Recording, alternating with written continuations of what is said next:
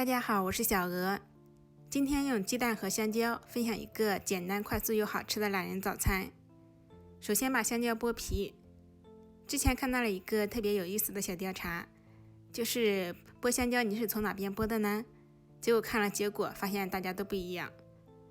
香蕉剥好之后，放入盆中，打入3个鸡蛋，用勺子把它给压成泥。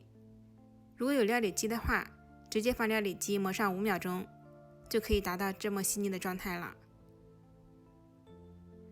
加入50克玉米面，100克普通的中筋面粉，搅拌成细腻没有颗粒的糊状，大概这种状态就可以了。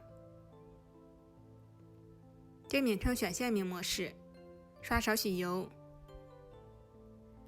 倒入全部的面糊，用铲子迅速的摊平。接下来就到了自由发挥的时候了。我们可以撒一点黑芝麻、白芝麻，也可以放上红枣、花生、核桃、葡萄干等。盖落4分钟左右。4分钟之后，饼的表面已经凝固了，给它翻下面，盖再落4分钟。按压可以快速回弹时就熟了。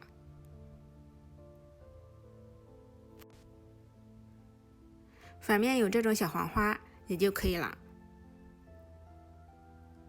切成方便食用的小块，从下刀的力度不难看出饼很软，这主要是因为加了鸡蛋的缘故。捏一下也是看得到的松软，无论是老人和孩子都可以咬得动。它的甜度刚刚好，如果喜欢更甜的，可以再加一点点白糖。我是小鹅，美食视频天天更新，下期节目再见。喜欢的就点个赞哦，谢谢您的观看。